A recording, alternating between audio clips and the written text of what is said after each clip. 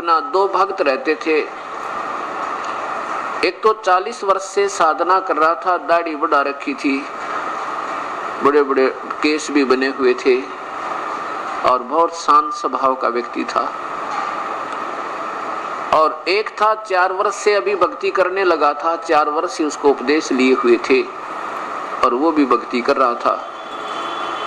कहते हैं एक भगवान का दूत उनके पास आया करता और प्रभु की चर्चा वो दोनों, कभी पहले वो आता बड़े के पास, फिर आता छोटे, यानी बड़ा माने जो 40 वर्ष से साधना कर रहा था उसके पास बैठता, घंटा 1.5 घंटा भगवान की चर्चा महिमा गाता, फिर आता दूसरे के पास जो 4 वर्ष से साधना कर रहा था, उसके पास बैठता, चर्चा करते, प्रभु की चर्चा में उनके गुणगान में लीन रहते। एक दिन उस देवदूत ने भगवान से कहा कि प्रभु आपकी उस नपुंसक क्षेत्र में आपके 2 परम भक्त रहते हैं, उनको तो आपके बिना कोई दिखाई नहीं देता। प्रभु ने कहा भाई देवदूत, वो दोनों भक्त नहीं है, भगत तो केवल एक है उनमें। तो देवदूत ने कहा कि भगवान वो होगा जो 40 वर्ष से बैठा आपके निमित्त। भगवान ने गर्दन हिलाई कि नहीं, वो नहीं है, वो जो 4 वर्ष से बैठा है ना वो है भक्त, वो सही लक्षण है उसमें साधु के।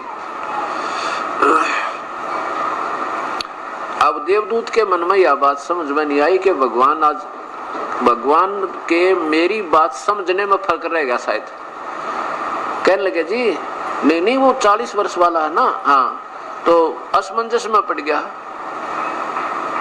तो भगवान जान गए कि देवदूत के मन में वह बात समाई नहीं मेरे वाली, क्योंकि ये सोच रहा है कि 40 वर्ष से जो बैठा है ना साधना में लग रहा है ये सही भक्त है।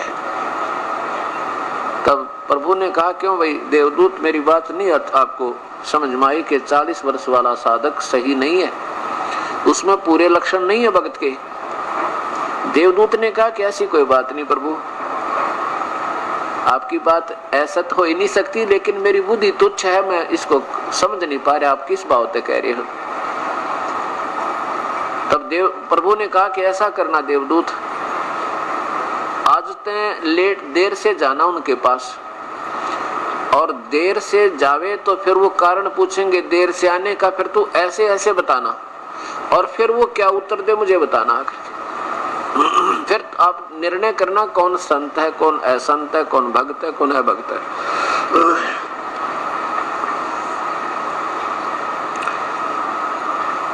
तो ऐसे ही देवदूत लेट गया, जैसे 11 बजे जाता था तो रात दोपहर के 2 बजे गया, 3 बजे।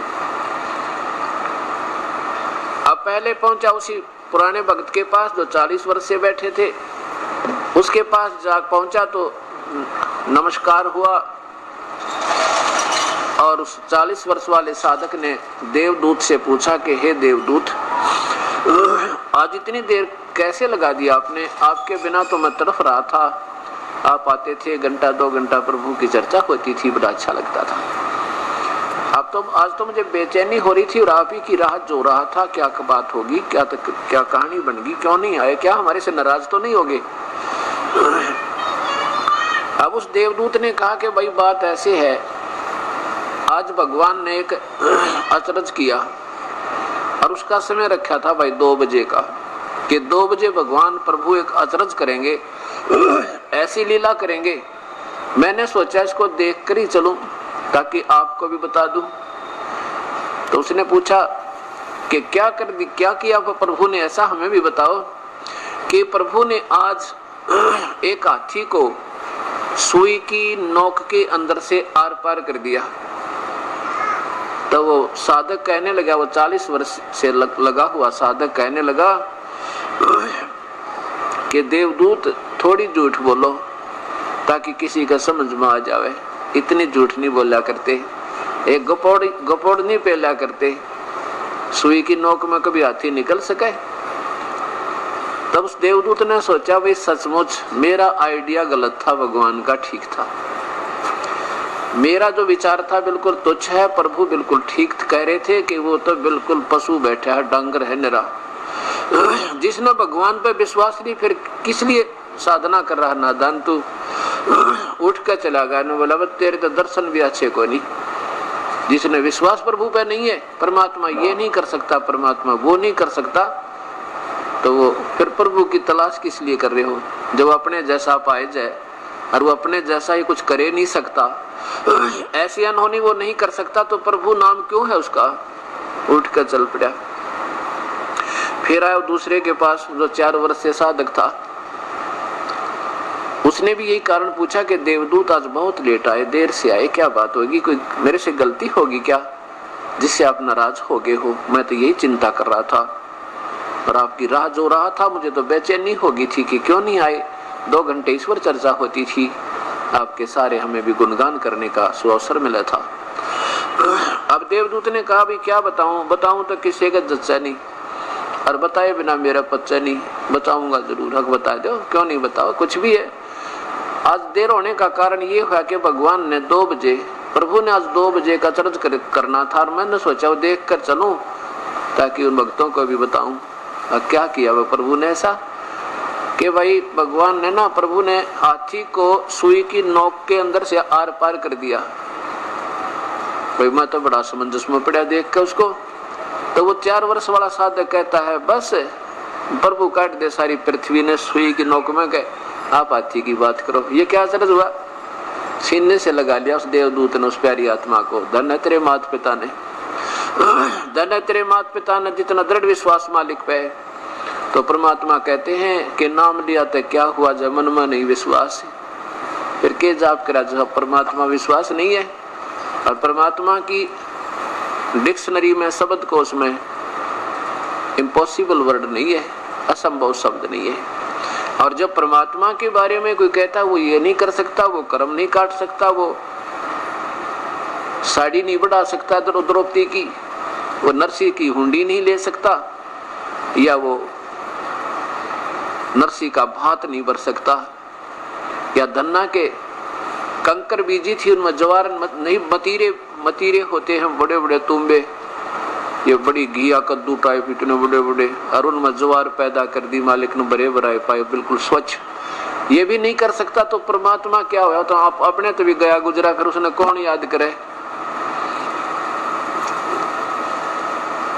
तो इसलिए हमने सबसे पहले अपने प्रभु का विश्वास रखना चाहिए, दृढ़ विश्वास हृदय से। अब जैसे हम 2 नंबर का काम करके और कितना कमा सके और फिर उसका प्रतिफल हमें कितना भयंकर भोगना पड़ेगा। एक बहन ने उपदेश लिया और उसने उपदेश लेने के 2 वर्ष के बाद, वैसे तो नौकरी करता उसका पति, फिर भी हमारे अंदर थोड़ी सी माया कमाने की वृत्ति ज्यादा ही बनी रहती है।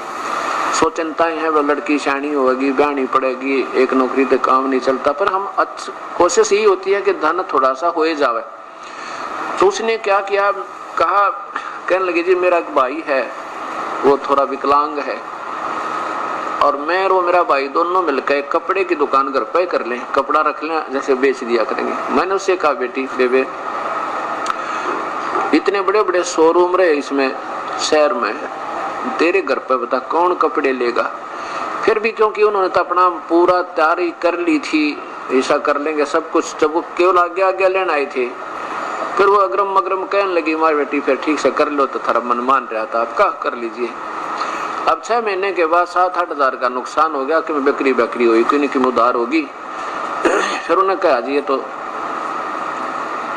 नुकसान हो गया हमारा, तो कपड़ा भी ना बिक क्या हो सारा उधार में, नुकसान हो गया 7,000 का। वैसे तो नुकसान नहीं था क्योंकि वो उधार में पड़ा ही है, नुकसान तो था ही नहीं। फिर भी हमने जो, तो वो कहने लगी, मैं बोला वे कोई बात नहीं, परमात्मा करे सो ठीक ही करे। अगर जी 100 की 100 बात है, बिल्कुल आपकी 100% बात है, जो ये करें वो ठीक करे हैं, नुकसान हो बेशक हो गया तो हो गया, ये हमारे फायदे में हुआ है। मतलब इतना दृढ़ विश्वास उस बहन के, ऐसा होना चाहिए। राज्य क्रमता राम की रजा धरे तो शीश, दास गरीब दरस परस्तिस बैठे जगदीश। जो परमात्मा की राजी में रजा में राजी रहे, उसको भगवान मिला करे।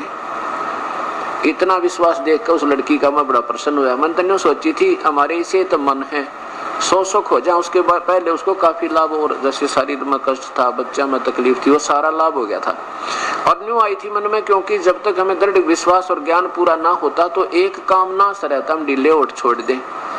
हम ये सोच लेते हैं कोई लाभ नहीं होता, हो सके मैंने न्यू सोची ये परमात्मा कदे ये लड़की बेचारी अपनी दिशा ना बदल ले 5-7 हजार के नुकसान ने सोच के, पर उसको मतलब और दृढ़ विश्वास मिला। और उसका क्या फल मिला उसको, वो कहने लगी जी मैंने एक जगह कोई प्लॉट के लिए अप्लाई करना था, किसी शहर में अप्लाई कर दूं, वहां पे देख ले बदली छोड़ का नाम ले। वो उसका प्लॉट निकल गया, प्लॉट निकल गया तो उसने उसके ऊपर भी फिर किसी ने जाल साजी कर ली थी, वो भी गया होता, फिर एकदम मालिक ने दया करी, उसको किसी ने बता दिया कि तेरा तो प्लॉट रीसेल होने वाला था, वो भी कृपा बख्शी मालिक ने। फिर जब उसने संकल्प किया कि अगर ये प्लॉट मेरा निकला हुआ तो एक खुला पाठ कराऊं, मैं कहा भाई ये तो तेरी अपनी भावना है, मालिक ने कुछ लेना देना नहीं होता, आप दान करोगे आप ही को मिलेगा, परमात्मा लेता नहीं देता ही देता है। तो उसको उसका प्लॉट निकला, फिर उस पर कुछ ऐसी दिक्कत होगी, वो भी फटाफट सुलट गई और फिर उसने सेल कर दिया, वो काफी बेनिफिट हुआ उसमें, इतना हुआ कि वर्णन नहीं कर सकते। और अब उसने खुला पाठ जींद में रखवा रखा, जो 16 से 19 को होगा। अब उसको बता बेटी अगर तू उस दिन आप ढीले उठ छोड़ जाती ना, कि लाभ हुआ 7,000 का नुकसान हो गया, तो सारी उम्र त्रिज्ञों की दुर्गती रहो और भगवान दूर हो जाता, भक्ति में भाव नहीं, परमात्मा से दूर हो जाती। और तेरे उस दृढ़ विश्वास ने देखकर जो आपने ये विचार जो कहे, मैं गदगद हो गया था उस दिन के, कितनी अच्छी बात की इस लड़की ने, जरा सा भी मन में शिकन नहीं आई, और आज तेरे कितने ठाठ कर दिए। जब जो अब इस पाठ के ऊपर कितना पैसा लगा है, इसमें पैसा लगावेगी 5 दिन 4 दिन में, तो उसका बेनिफिट और कितना होया होगा हिसाब लगाना।